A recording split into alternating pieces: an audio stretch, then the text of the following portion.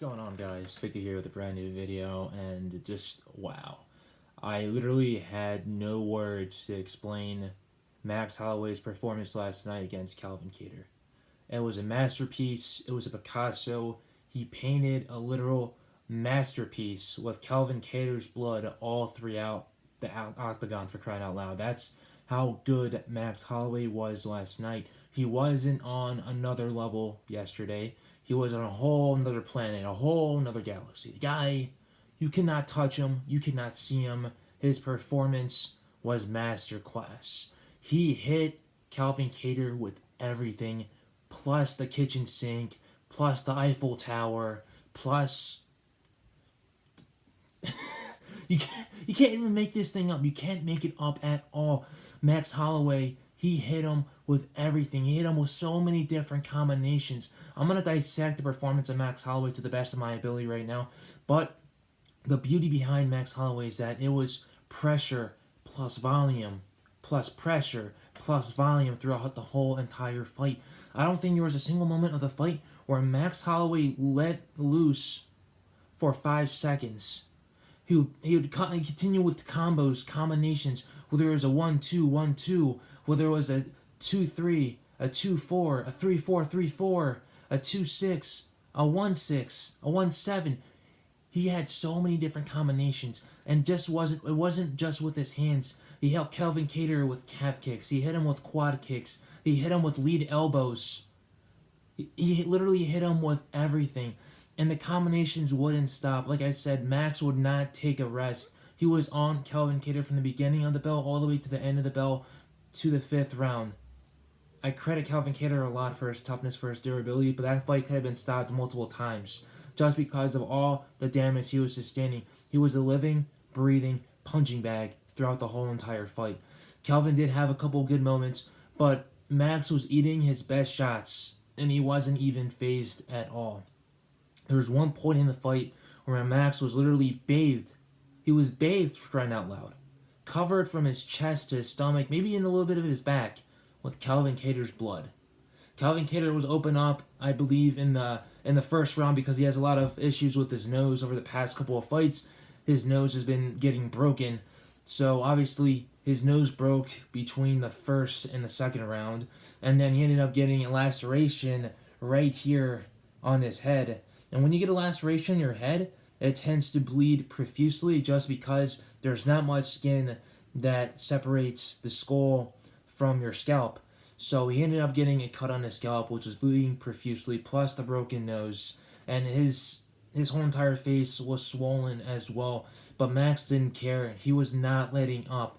Max would not take a break for more than 5 seconds. He'd keep hitting him with all these different combinations. He was using the elbows. He was using the knees. He was using the calf kicks. He was using the quad kicks. He mixed it up everywhere. He was going body, head, body, head, body, body. You name it. Max had such a different game plan. And the thing about Max is that he did not spar throughout this whole entire training camp. He did a little bit of his training through Zoom, a little bit of it personally, because he's living in Hawaii. When you're living on an island and you're dealing with COVID-19, when you're dealing with a pandemic, it's not like you can go to a different state to be able to train because there's nothing surrounding that island except for water and ocean itself. So obviously the restrictions in Hawaii are definitely going to be a whole lot tougher than they are here in the United States. Just like we have the ability to jump from state to state to state, if we feel like we're in danger, if we feel like we are getting pretty close to actually getting contagion when this whole entire coronavirus. I live in PA. If I were feeling in danger, I can go to New York, I can go to Ohio, I can go to West Virginia, for crying out loud. Max, he doesn't have that necessity. He doesn't have that gift to be able to do that. So obviously everything was closed down in Hawaii. He wasn't able to see a lot of his coaches, so he's doing a lot of his training camps via Zoom. So I give credit to Max Holloway for not sparring, and maybe a lot of fighters can be able to look forward to this. Maybe this is a sign of a turning of the tide, that fighters don't have to spar throughout their training camp. They don't have to spar the whole entire training camp. That way they can be able to go in there fresh. That way they can be able to go in there with a clear mind, a fresh mind, and a fresh body, and they'll be more charged, they'll be more energized. Unlike Calvin Kattar, because apparently he likes to box. He boxes a lot of different people. He spars a lot of different people. That's the model that they have going on there in New England, the New England cartel. A lot of them spar. A lot of them fight one another to be able to get as much experience in as possible and to be able to get all that preparation in for their fights. A lot of people are probably going in here thinking, if Max looked that good not sparring, then how good will I look if I don't spar during my camp? If you look at the NFL, they barely even hit anymore during practice. The reason why is because they want to prevent as many injuries from going on as possible. The majority of the fighters in the NFL come from college where they hit all the time. So these players going into the NFL from college already know what it feels like to get hit by another human being. So obviously that's the reason why they've toned down all the hitting, all the impact drills during the practices. I'm happy about that when it comes to NFL because a lot of NFL players deal with concussions. They deal with CTE. They deal with aching and breaking bones going throughout their lives even after the league. So if they've stopped that and Max Holloway is basically taking that similar approach, then we're getting to another level. We're starting to evolve. We're taking to start those footsteps, breaking new levels, breaking new discoveries in the sport of mixed martial arts. Maybe people will start taking down the whole entire dosage of sparring, especially after seeing how Max Holloway did. Max Holloway just started something brand new, and I think it's going to happen a lot more with a lot more different fighters here in the UFC. Calvin Kattar is still one of the best featherweights in the world. But when you're number 6 and you're facing number 1, there's levels to this game.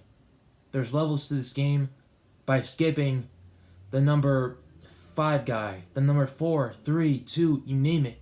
Skipping all those guys and going down all the way to number 1, woof, you're going to go into a whole different terrain, a whole different territory that you've never delved into your whole entire life, into your whole entire career. And you're going to learn what it's really like to be in there with a former champ, arguably the best featherweight in the history of the UFC. I was a little bit iffy about that before a couple of times because Aldo had been undefeated for more than 10 plus years. But Max Holloway proved it last night. There's levels to this game, and he is the best featherweight that the UFC has ever had in their promotion. I'm talking about the UFC, and I'm also talking about the WEC. I'm talking about any single promotion in this world. Obviously, there's another featherweight in another promotion called Patricio Pitbull, who I think is one of the best as well. If we were to do a cross-promotion fight between Patricio, who is a pitbull, he's literally a definition of a pitbull, he's feisty. You don't know what he's going to do because he's unpredictable. When he hits you in the chin, you're going to go down no matter what. He knocked out Michael Chandler, who's going to be facing Dan Hooker this coming week, UFC 257, the co-main of Dustin Poirier versus Conor McGregor. That's insane. If we can do a cross-promotion fight of that magnitude, Max Holloway versus Patricio Pitbull, sign me up. I'll put $100. I'll even waste $1,000 just to see that fight in person. But Max Holloway is on different levels than any other featherweight in this planet. And he showed it tonight with the combinations, with the speed, with the volume, with the movement. He looked at DC, he looked at John Anik, telling him he's the best boxer in the UFC, while he was dodging these punches that he wasn't even seeing from Calvin Kattar. Holy smokes, man. Look, not Calvin Kattar, but hats off to Calvin Kattar. He's one of the toughest guys in the whole entire UFC. He'll come back after maybe 2 more fights, and then he'll definitely put himself back in that conversation of the title picture itself.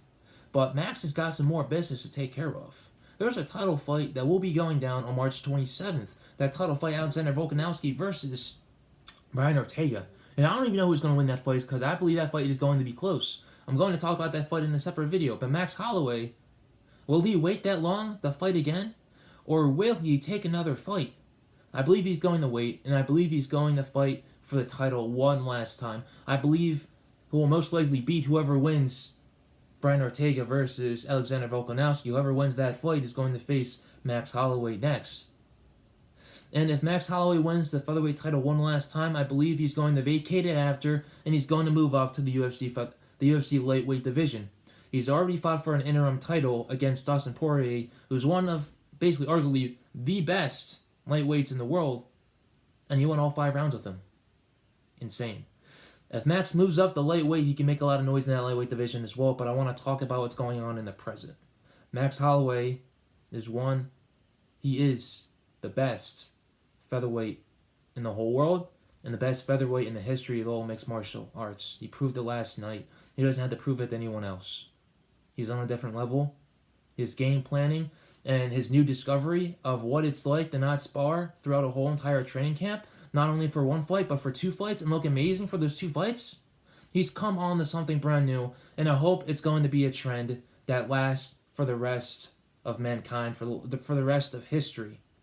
Because this is brand new, this is unprecedented, and he's showing everybody what he can do without sparring, what he can do coming in there with a clear mind, with a clear body, with a clear spirit, and what wonders it can be able to do for you in your career, for you in your mixed martial arts career. Because back then, before he stopped the sparring, Max was taking a lot of damage. He took a lot of damage in that Dustin Poirier fight during the rematch. He took a lot of damage right there, and he took a lot of damage in a lot of other fights as well. But Max, he can take it and he can give it right back, and it was proven yesterday against Calvin Kattar. It was also proven against Brian Ortega. Last night's fight was basically the same as that Brian Ortega fight, but Calvin Kattar, he didn't quit.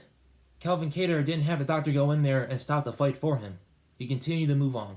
I appreciate that from Calvin Kattar, and I hope he can be able to rebound from this and get back into the mix as fast as possible. Brian Ortega, hopefully he can be able to win that title. I'm Hispanic, he's Mexican. I'm always rooting for the Spanish no matter what. And Volkanovski, I believe he's an amazing champ as well, but we're going to have to see what plays out during all these fights. Max Holloway, Calvin Kattar, amazing fight yesterday to open up ABC, the first card on ABC. Max Holloway used to look up to guys such as Muhammad Ali, Joe Frazier, George Foreman, Joe Frazier, all those different great boxers of all time that used to fight on ABC, where everybody had the chance to watch those amazing boxers in their living rooms, in their couches, for free. Now we can be able to watch the UFC for free and be able to enjoy the future fights of today, the future fights of tomorrow, and the future fights of the future. I appreciate you guys for watching this video. I'm going to continue to put out more content out there, and I hope you guys enjoyed the fights last night. I hope you guys enjoy the fights on Wednesday, and I hope you guys enjoy the fights on UFC 257. Take care, guys. Later.